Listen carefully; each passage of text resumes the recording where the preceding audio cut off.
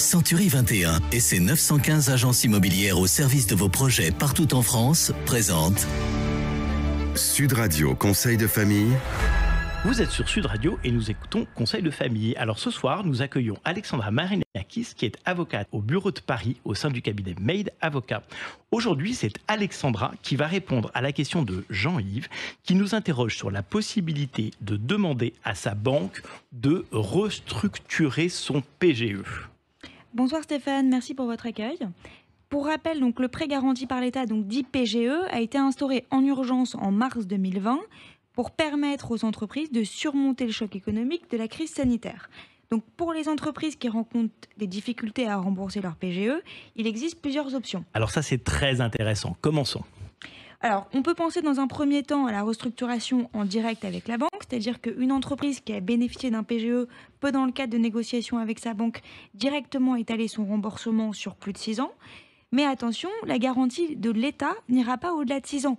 Donc, pour la banque, ce serait prendre le risque de perdre cette garantie de l'État. Donc, cette hypothèse semble assez théorique.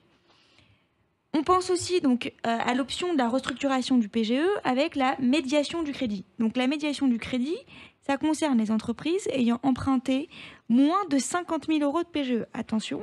Donc, il vaut aussi évidemment que la restructuration constitue une solution de redressement. Donc cette restructuration dans le cadre de la médiation de crédit permet au cas par cas d'allonger la durée d'amortissement du PGE jusqu'à 10 ans. Donc pour faire court, elle comprend plusieurs étapes.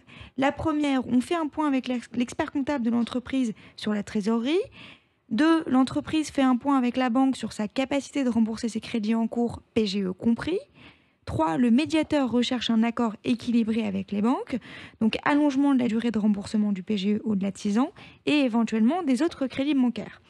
4, la banque et l'entreprise mettent en œuvre le constat d'accord issu de la médiation sous forme d'un avenant au PGE.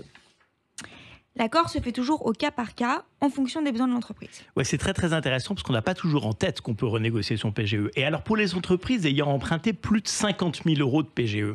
Alors, pour les PGE de plus de 50 000 euros, l'entreprise doit se tourner donc vers le conseiller départemental à la sortie de crise, c'est un petit peu au-dessus du médiateur du crédit, qui oriente vers la solution la plus adaptée. Donc, 1, la médiation du crédit ou une procédure amiable ou collective. Donc, dans cette deuxième option, l'entreprise peut également se tourner directement vers le tribunal de commerce.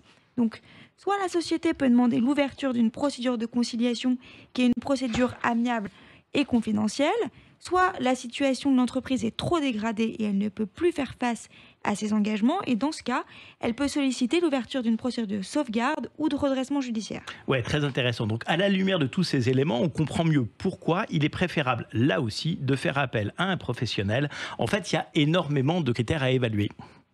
Merci. Merci beaucoup Alexandra. Donc retrouvez nos chroniques quotidiennes sur le site de Sud Radio et posez vos questions sur le blog de Conseil de famille, conseil avec un s-2-famille.com. À demain.